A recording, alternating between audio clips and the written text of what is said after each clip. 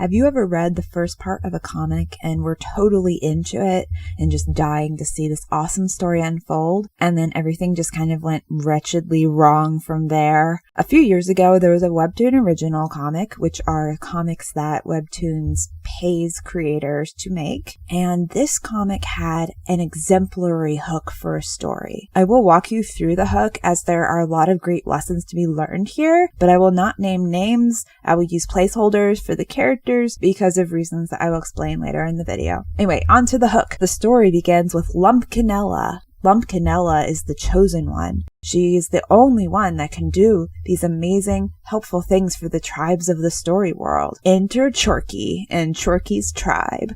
They want to kill the chosen one, otherwise they are all going to die. They capture Lumpkinella, and Chorky has to be the one to slay Lumpkinella, otherwise the tribe is doomed. And Chorky and the rest of the royal family love the tribe, and they're all very attached to each other. It's very cute. Everyone cares very much. So while Chorky doesn't want his tribe to die, Chorky also doesn't want to be a murderer. So our main characters need to find a way to save Lumpkinella and save the tribe, which seems near impossible. Also, since the tribe really wants Lumpkinella dead, Chorky can't stall for time very long. They have maybe like a couple of days to figure out a very clever plan. In the meantime, we learn that other tribes and their leaders want Lumpkinella too, though for less evil, murderous reasons. They just want the Chosen One's powers. They think the Chosen One will guarantee them happiness, prosperity, and so on. However, they discover that Lumpkinella has been kidnapped by Chorky's people and realize the Chosen One is in danger. So those are the core elements of the hook. So what do we have here? What makes this hook so good? Tension. Lots of tension. Let's identify the sources of tension.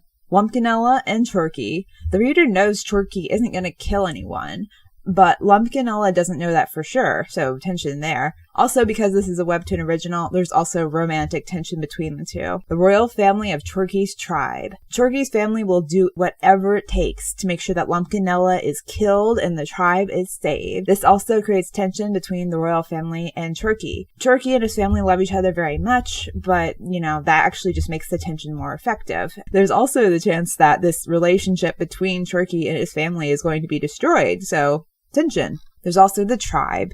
They really want Lumpkinella dead. They are also terribly fond of Chorky, but they're not going to help save Lumpkinella. They are an obstacle to be overcome. And once again, Chorky could lose his relationship with his tribe, and that would be sad. Also, his tribe could literally die. That's also tense. The other tribes are also a source of tension because they want Lumpkinella alive. So they're going to come after Chorky's people because they know Chorky's people are going to kill Lumpkinella, or at least hurt Lumpkinella. And again, Chorky loves his people. He doesn't want them hurt or dead, which could happen not just because he doesn't kill Lumpkinella, but it could happen because this other tribe is attacking them. So, obviously, if the other tribe attacks, if these tribes attack, he's not going to look the other way, So, more tension. We have also already learned a lot about the world in this hook. We got info on the Chosen One's role and powers. We have also learned a lot about the other characters because we get to see how they respond to the idea of butchering someone for the greater good. There's also all types of tension, with the relationships as well as literal bodily harm. And we get to see how the characters are responding to all these. That's really great. This type of hook gets the reader invested, wanting to read more and see how the main characters will use their skills and their cleverness to get out of this, because this is a really tough situation. They're going to have to really step up if they're gonna live. Also, with all these opposing interests, it's not a case where everyone can be happy. Unless if our main characters are extremely clever and innovative, but how could they pull that off? Can they pull that off? So many questions. So yeah, great hook. But what actually happened after this hook in the comic? So first, remember how I said it seemed like Chorky had 2 days maximum to get Lumpkinella out of there, because otherwise his tribe's going to be kill her already. He needs to get her out of there fast. But actually, Chorky and Lumpkinella just kind of lazed around chatting about complete and other nonsense, for a week, more than a week. It felt like forever because they didn't really attempt to get Lumpkinella out of there. They just talked about it, and then they're well, we can't come up with any ideas, so we're just not even going to try. Like, it couldn't be this tense, suspenseful situation where they're under a time crunch and things are serious and the plot moves fast and twists. Like, I was expecting that because that's how the hook set up. No, this is a basic romance. They have to waste time talking about their feelings instead of, I don't know, dealing with the literal life or death situation they're in. Hey, you know what is a terrible idea? Having your characters take a serious situation so lightly that the reader just doesn't have a reason to care anymore. If the characters stop being scared or concerned, if they suddenly lose all sense of urgency, why should I care? Let's also mention just how callous this makes Chorky look. Like, okay, Lumpkinella is relying on Chorky. And remember how I said, like, the tribe's gonna die if Lumpkinella isn't killed by Chorky. But Chorky's not doing anything. Chorky's just lazing around talking with Lumpkinella. Chorky's in action and just taking things so slow. It just makes it seem like he doesn't care about Lumpkinella. He doesn't care about his tribe, which is horrible because the writer very clearly tried to set him up in the hook as a good boy who cares so much about Lumpkinella and his people and doing the right thing. But, like, does he? Does he? I don't know. It doesn't seem that way. Second, the other tribes who seem like they would attack Chorky's people and basically make a bad situation even worse and more complicated and force our main characters to adapt and think and struggle and fight, all that interesting stuff that happens in a plot. Haha, got you there. No, the tribes, they too just kind of wait a little while, and when they finally show up, what happens? Two people from these, 6 or something large tribes come to check things out. And they're both idiots. They become these bumbling fools, like side characters from a very basic children's cartoon. And they don't even have backup. They are both in positions of authority. They could have called for backup whenever they found that, oh yeah, Lumpkinella's here, we need to save her. Or they could have brought backup with them and like, okay, wait a bit while we check out the situation, pretending like we're on an ambassador mission thing, whatever. But no, they're both idiots. They didn't even bring soldiers with them to save their beloved chosen one. Like, are they idiots? Or did they just not care about Lumpkinella that much? But, again, the hook set up that they cared, that their tribes all cared, but it doesn't seem like they do.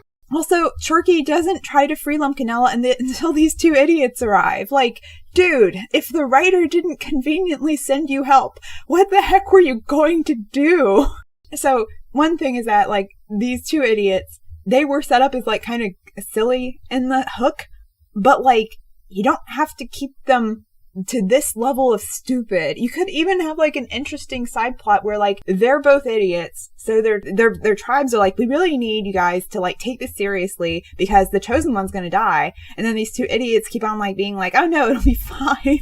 We'll just take it really lightly and stuff. And then their tribes wind up like turning on them, and there's like a coup going on. I mean, there's just so much that you can do with like this, because you established how serious this situation was. So, like, why isn't anyone acting like it's serious anymore? Oh my gosh. Okay, so you know what would have been interesting? If Chorky and Lumpkinella made a plan, executed it, like, they ran into the problems, like, maybe they're almost caught once or twice, but like, oh, they're almost out of there. And then the other tribes show up, and they make a difficult situation become just, horrible. And then we have to see Chorky and Lumpkinella adapt to the new problems that have arisen. Is it like a total game changer now? But like, no, we don't get that because these characters are so stupid. They can't come up with plans without the author giving them convenient help.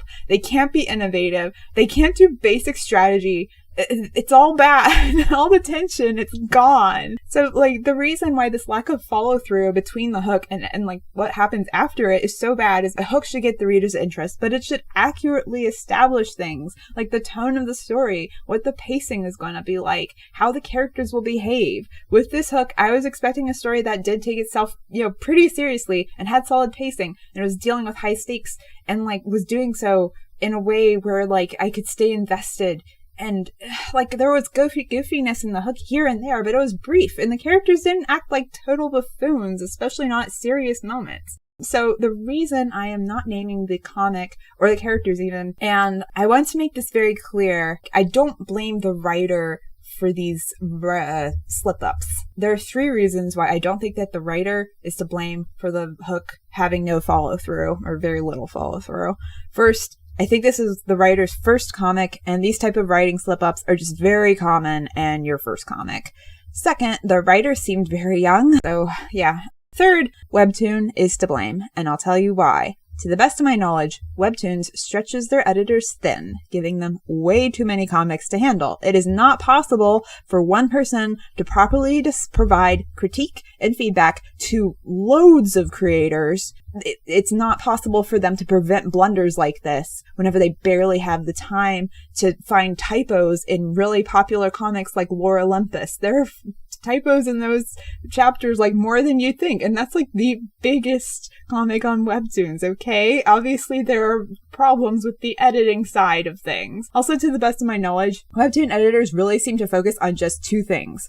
One, the first 3 chapters, aka the hook for the overall story. This is because after you read the first 3 chapters of a webtoon, the app will prompt you to subscribe to the series. So those first 3 chapters have to be very strong. The second thing that the editors seem to focus on is having a mini hook or like a cliffhanger at the end of each chapter. This makes sense because the reader keeps reading because of the cliffhanger. So what I think happened here is that the editor did a absolutely fantastic job at helping the writer create a excellent hook.